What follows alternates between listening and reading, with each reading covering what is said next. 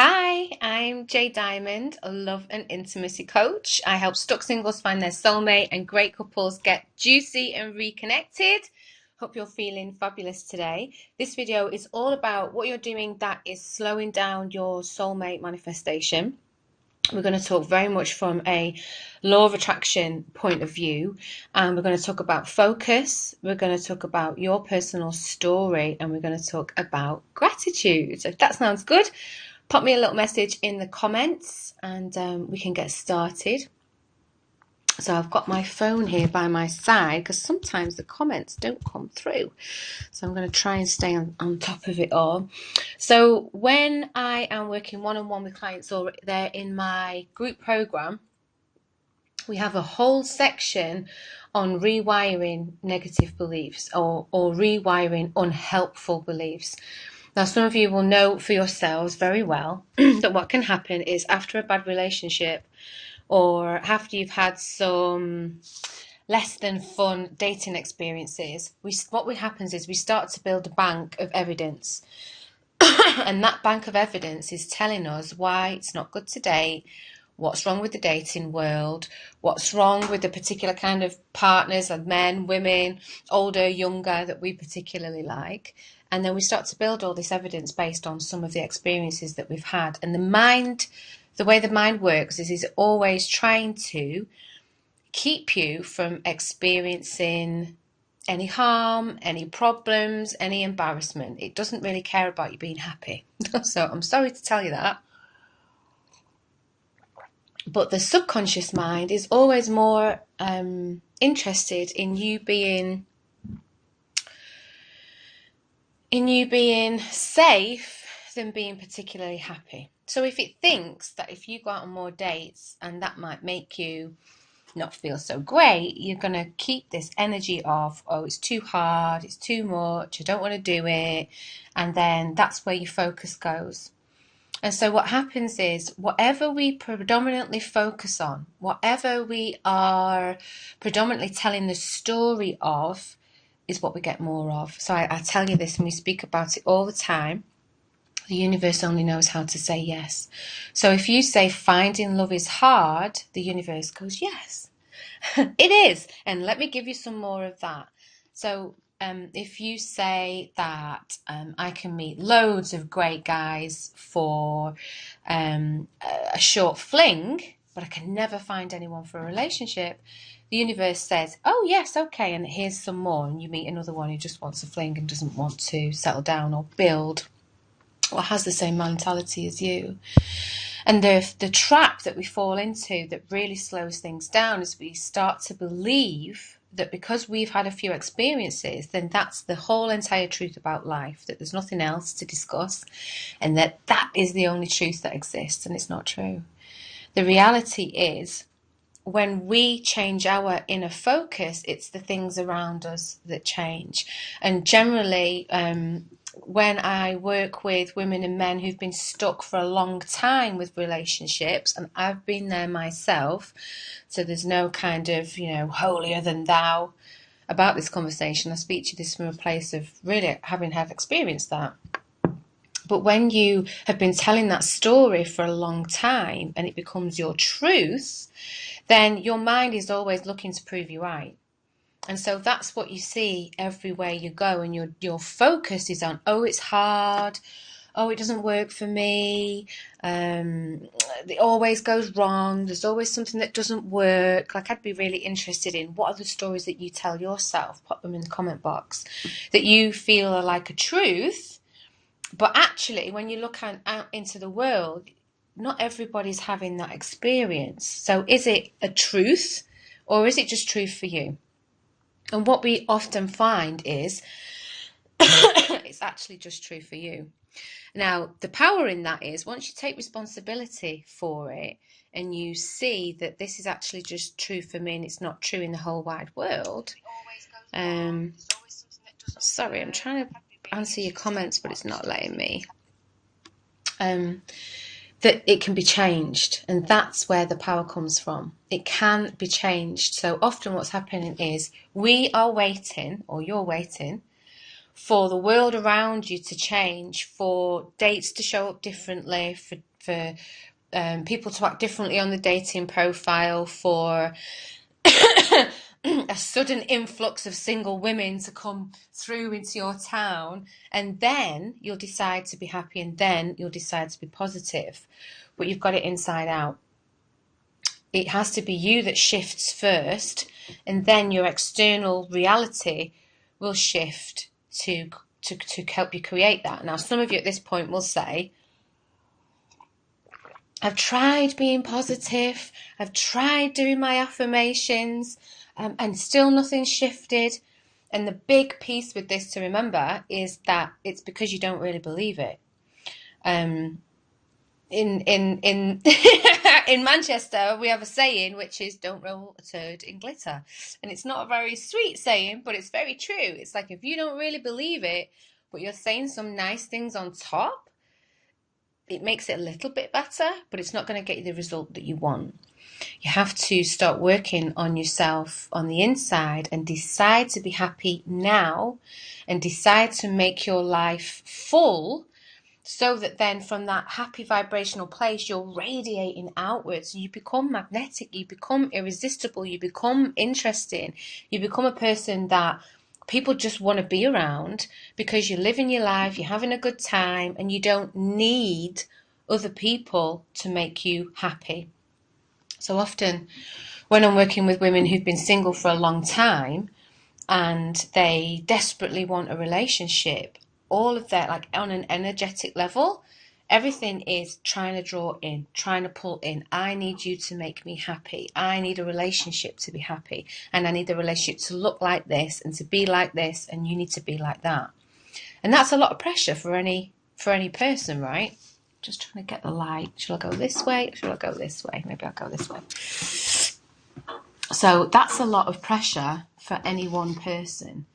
And what happens is their relationship manifestation actually slows massively down, because they're focusing on what they haven't got.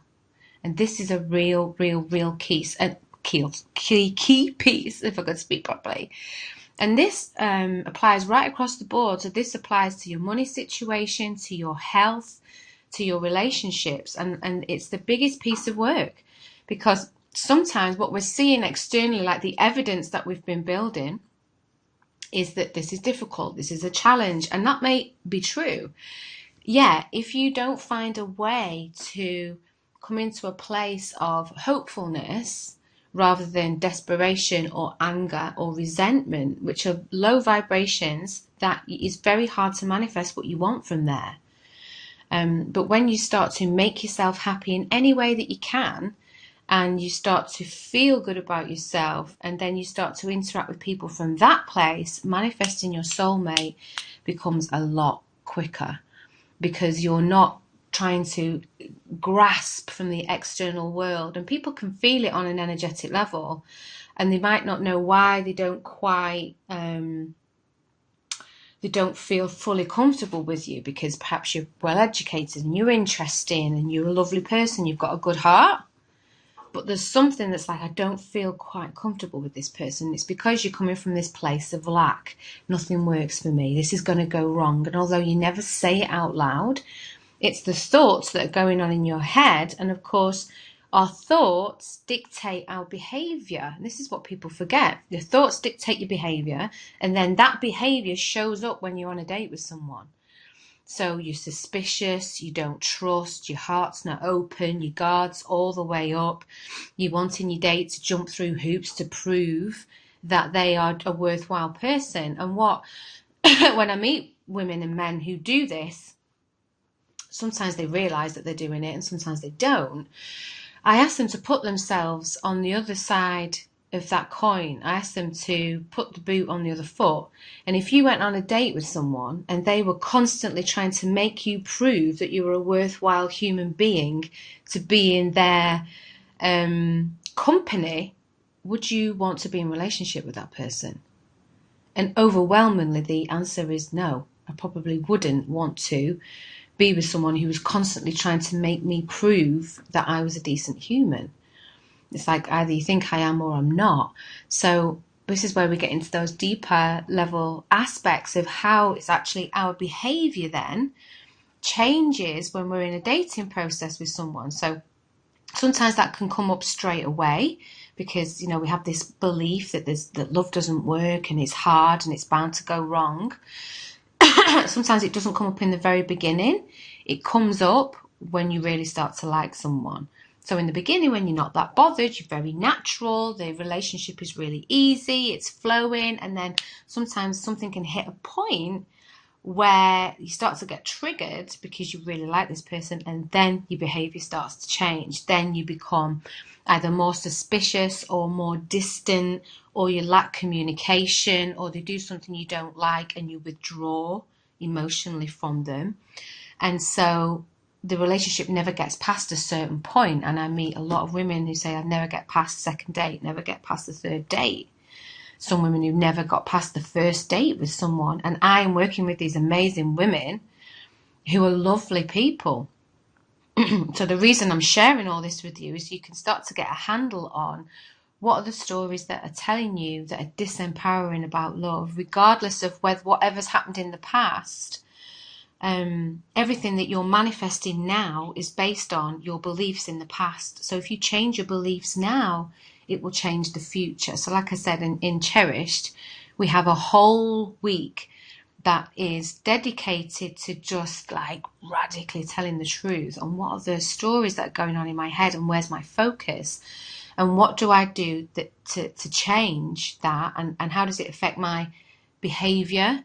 How does it affect the way my dates are going? And once you can see that in black and white, you can start to change it. And then we can ask the question, well, is it really true? And what else is possible? How else could I approach this? And then from that place, your behavior starts to change, the connections get deeper, and there's so much more possibility for love in that. You know, so what I'd really love for you to do, if you're finding that it's a slow process, you manifesting your soulmate, is get a pen and paper out. And what are the stories that you tell yourself about love, and start to change them? What is your focus around love? Because often we're so privileged, or in such a privileged position of everything that we have in our life, that we're just so focused on what we don't have. I mean, marriage just for love, we have a completely different expectations of marriage now than we did 200 years ago. Now we want someone who is going to be a lover, a sexual partner, a confidant, someone to grow with spiritually perhaps, or emotionally, and to raise a family. Someone to have fun with, someone who likes the same music maybe, and that it should all be harmonious. Whereas in 100, 200 years ago, no couple expected that all of their needs would get met from one person. They just didn't believe that.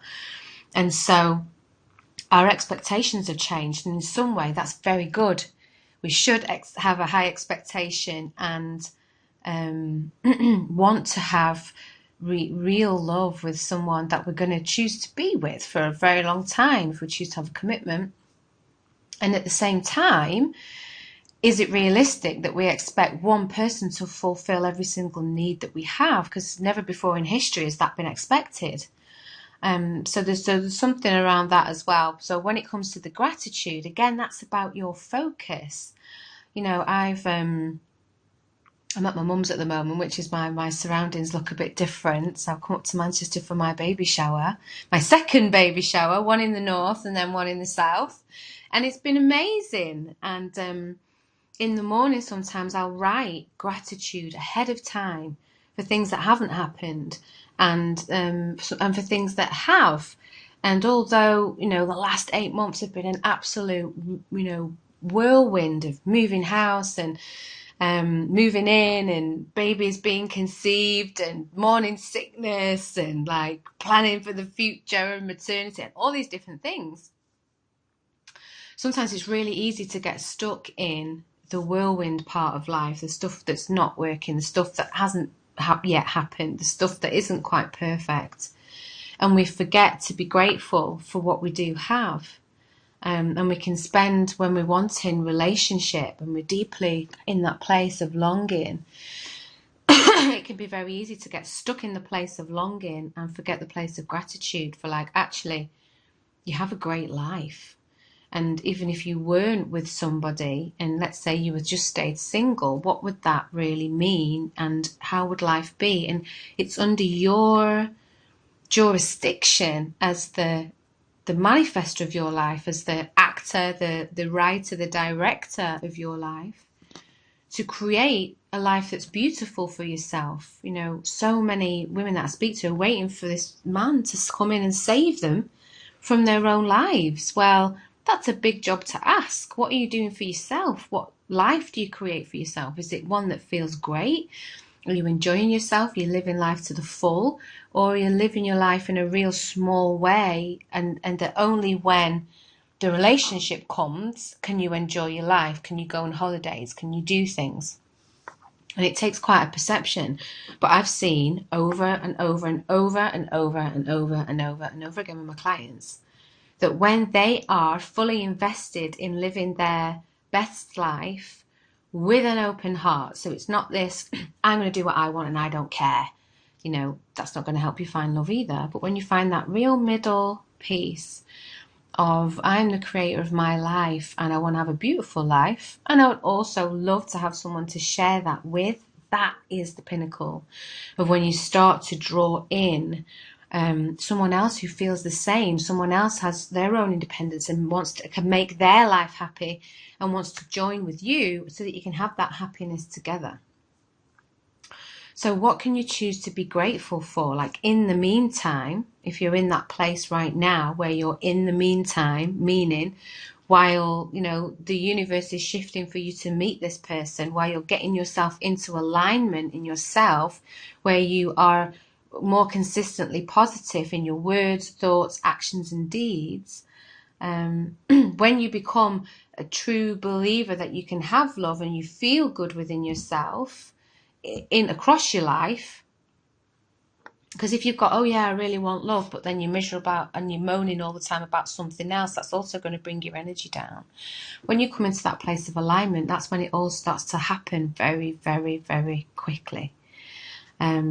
So what I really want to leave you with today is, look at the story that you're telling yourself, start to change it if it's not supporting what you want, and have gratitude for where you're at in your life right now. Be grateful for all the wonderful things that you have. Like, it's incredible how many people never, ever, ever even think about the gift that we have hot water.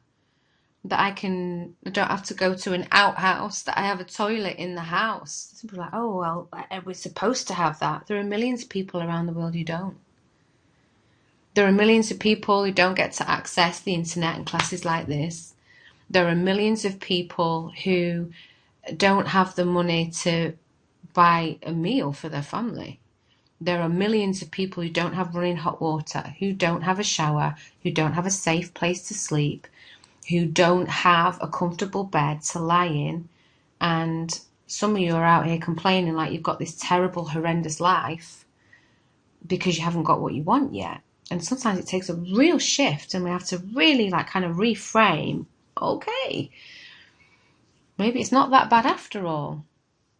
And once you get into that place of gratitude of like, every single day, I'm so grateful for what I do have and how wonderful it is to have what I've had.